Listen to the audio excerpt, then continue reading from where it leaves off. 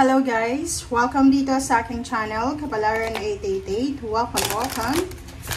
This is for Virgo. Alamin natin Virgo kung anong messages, vibration, gabay energy para sa inyong lahat. So this is general weekly tarot reading sa linggong ito from August 4. Okay, so from August 4 na tayo hanggang 10. Ito ay para sa lahat ng Virgo. So please comment down below if you resonated. Mag-comment ka kung ano yung gusto mong sabihin. And maraming salamat doon sa mga Virgo na patuloy na sumusubaybay dito sa ating channel. Okay.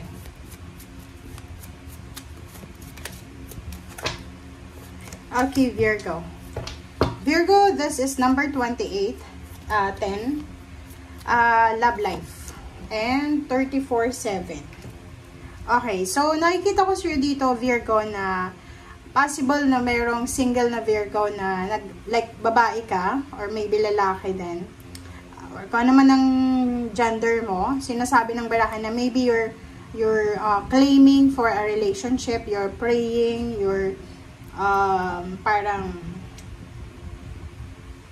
yun, nagpipray ka para sa isang relationship. Maybe nasa above 30 years old ka na, tapos wala ka pang boyfriend or girlfriend, or wala ka pang asawa. So, dito sinasabi ng barahan na eto yung focus mo sa linggong ito. So, maybe you're praying for a partner, life partner, or pwedeng nagpe-pray ka ng friendship, or someone na pwedeng makatulong sa'yo. Number 7, meron dito na hinihintay yung Virgo na to. Maybe you're waiting for a salary, waiting for financial success, waiting for an appointment, waiting for kung ano man to na hinihintay mo. Sinasabi ng barahan na to na you need to calm yourself. Okay? Kalmahin mo ang sarili mo. Mag-focus ka sa kung ano yung ginagawa mo sa ngayon. Just go with the flow. Let it go. As a fish, parang sinasabi na just go with the flow.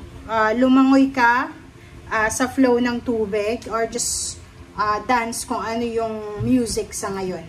Okay? Parang gano'n. Okay. Here we go.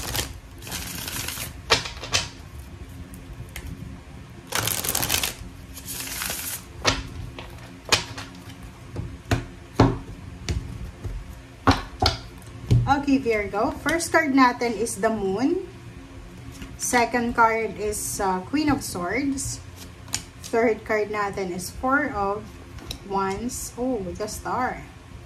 And last card mo dito is Eight of Pentacles. Okay.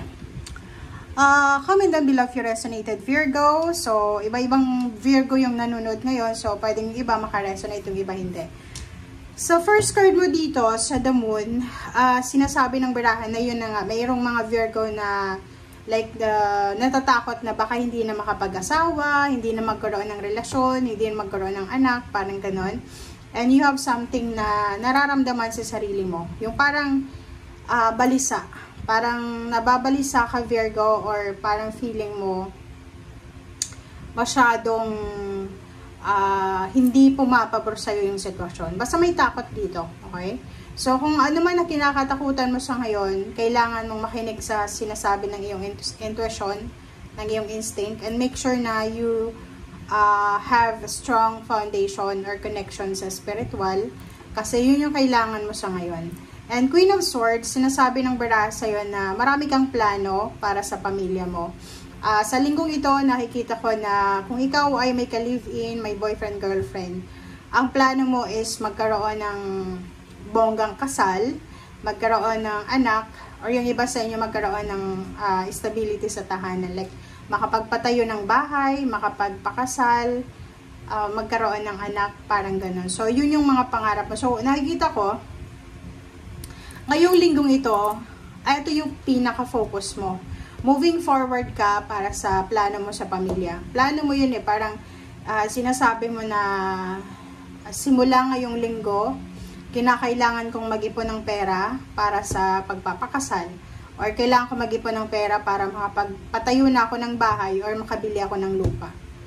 And nakikita ko sa'yo dito na kung single ka, focus mo kung ano yung ginagawa mo ngayon. Like, kung may trabaho ka sa ngayon, wala kang ibang gagawin, kundi yun, yung ginagawa mo sa ngayon, trabaho. And, nakikita ko sa trabaho, mayroon ditong Virgo na yung focus niya is yung ma-promote sa trabaho, madagdagan yung sweldo, and makuha niya yung financial stability sa ginagawa niya.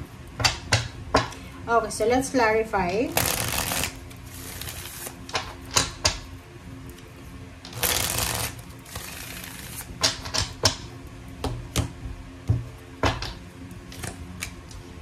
Okay, the moon. The moon is 5 of swords. So, nakikita ko sir dito na meron kang kinakatakutan. And, nakikita ko na parang because of fear, because sa takot mo, gusto mong i-give up ito. So, like for example, takot kang baka hindi ka na makapag-asawa or hindi ka na magkaroon ng anak. So, parang nakikita ko sir dito na instead na matakot ka, siguro i-give up mo na lang yung idea na yon. Queen of Swords, 8 of Pentacles. Wow. So, nakikita ko sa'yo dito na sa linggong ito, sobra-sobra kang abala. Kasi 8 of Swords, dalawa eh. 8 of Swords, 8 of Pentacles eh. So, yung focus mo ngayon, 'di ba? Yung kasasabi ko lang sa'yo dito, na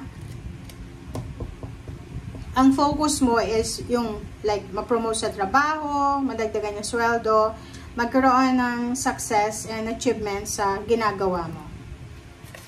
Okay, wow, 0 to full. Dito naman, about sa family, nakikita ko na meron kang bagong plano. Maybe this is a risky plan about your family. So, maybe yung iba, yun na nga, magpapatayo kayo ng bahay, magpaparenovate ng bahay, yung iba magpapakasal. So, medyo risky yung desisyon na gagawin mo. Okay, the star, 8 of swords. So, sinasabi ng baraha sa'yo dito, Virgo, na yung mga nararamdaman mong stagnation, entrapment, lalo na sa, kasi yung iba parang unemployed, or yung iba may trabaho pero hindi sapat, hindi yun yung pangarap nilang sweldo, is still nandun pa rin sila sa 8 of swords. Yung parang meron ditong Virgo, kasi hindi naman lahat ng Virgo may trabaho, masaya, may asawa. Meron ditong Virgo na nasa 8 of swords siya. Yung parang, kahit meron siyang pamilya, merong trabaho, merong pagkain, parang feeling niya kulang pa rin. Okay, Temperance.